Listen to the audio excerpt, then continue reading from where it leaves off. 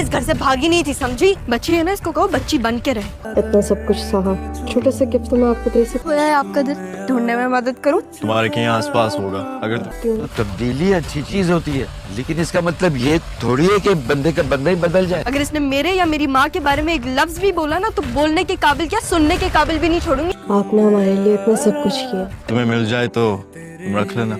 शाज़िया जिस तरह सवालात पर सवालात कर रही होगी, उसे सुनकर सारा की तबीयत काफ़ी ज़्यादा बिगड़ जाएगी। नाना मियाँ और शाज़िया तो हाथ पांव ही छोड़ देंगे। शाज़िया को नाना मियाँ डांटेंगे कि तुमने ये सब कुछ पूछा ही क्यों। तब शाज़िया कहेगी कि आप ही तो कहते हैं कि तब्दीली अच्छी चीज़ है, लेकिन नाना मियाँ उसकी बात सुनकर कहेंगे कि तब्दीली अच्छी चीज़ है, मगर पूरे का पूरा बंदा ही बदल जाए तो ये तब्दीली कहाँ की अच्छी तब्दीली है। तुमने ज़रूर ज़ारा को ऐसा कुछ तो कहा है जिसकी वजह से उसकी तबीयत इतनी ज़्यादा ख़राब हो चुकी है। नाजी और रक्षी दोनों बातें कर रही होंगी और उनकी बातें सुनकर वहाँ पर ज़ारा भी आ जाएगी। ज़ारा नाजी को वार्न करेगी कि आइंदा उसकी माँ के बारे में सोच समझकर बोले, नहीं तो वो उसे बोलने के काबिल नहीं रहने देगी।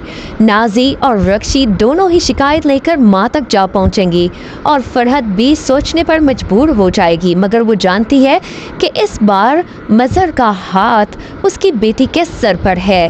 जिस तरह बेटी बाप को तहाइफ दे रही है, उसे अपनी तरफ कर रही है, उसके बाद फरहत को लगता है कि उनकी दाल गलने वाली नहीं। मज़हर साहब भी ज़ारा के तोहफ़ा पाकर काफ़ी खुश होंगे और हैरान होंगे कि उनकी बेटी इस तरह की भी कोई बात कर सकती है। दूसरी तरफ आदिल है जो दिन ब दिन सारा समझकर ज़ारा को मोहब्बत की दास्तानें सुना रहा है और अपने दिल के खोने की उसे खबर दे रहा है। नाज़रीन, आपको क्या लगता है, आदिल को सच्चाई मालूम होगी या नहीं? अपनी राय से हमें ज़रूर आगाह करें।